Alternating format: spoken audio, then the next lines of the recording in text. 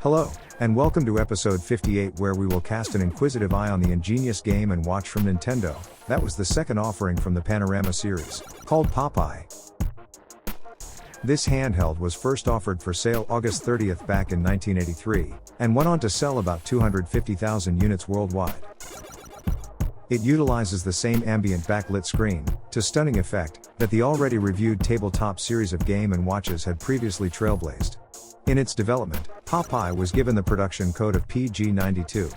The instruction booklet is traditional in its format, followed up with a neat table of contents, console picture with labeled parts and controls, details on setting both the time and alarm, before going into a more detailed overview of the actual gameplay.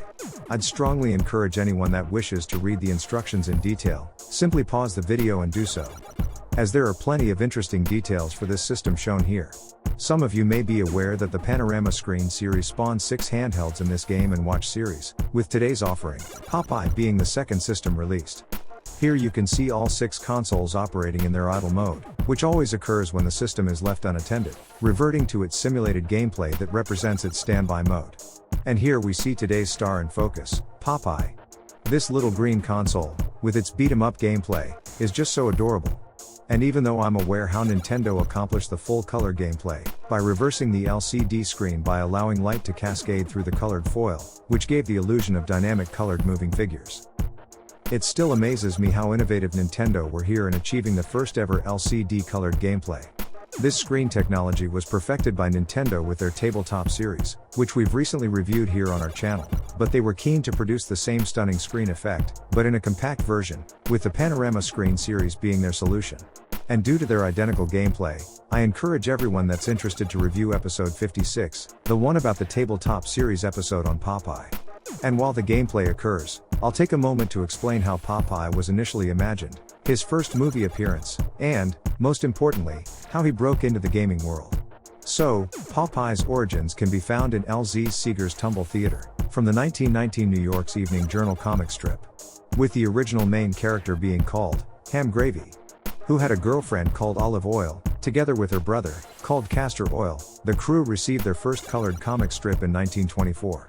In 1929, Ham and Castor were setting out on an adventure to locate the legendary bird, the wiffle hen, that would in due course give Popeye his initial dose of superhuman strength when he got to stroke it.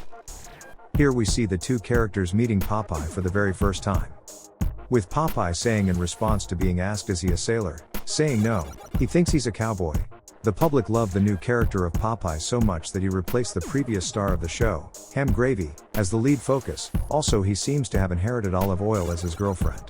With his stardom only increasing, director, Max Fleischer, producer of the popular and iconic Betty Boop shows, introduced Popeye as a supporting character, in a 1933 movie short called Popeye the Sailor Man. And by 1938, Popeye had surpassed Mickey Mouse as the most popular cartoon character in the United States. Episode 56 explained how a lack of a Popeye license led directly to the creation of both Donkey Kong and Mario coming into existence. And, after the overwhelming success of Donkey Kong, Popeye's copyright owners were only too happy to issue that license, a mere year after Donkey Kong topped the arcade's most popular game title. It would be fair to say, through that simple twist of fate, how Donkey Kong's celebrity status exploded after his 1982 arcade success, and how, at the same time, Popeye began his descent into what is now nearly total obscurity. However, Nintendo continued to use Popeye as a gaming character through several platforms, with his last appearance coming in the form of a Game Boy Advance game. So as I begin to wrap things up here for this episode, I'll take a few moments to look at our Focus console, and run a short montage of photos, both in its open form and while it is closed. As these handhelds near their 40th birthday, I'm continually impressed with Nintendo's quality and longevity from their product range, and, I was wondering, what's your oldest Nintendo collectible? I'd love to hear what it is in the comments below. And with that, we end today's episode, and another little adventure. Thanks for joining me, and sharing your time. I really hope to see you back here with me again soon.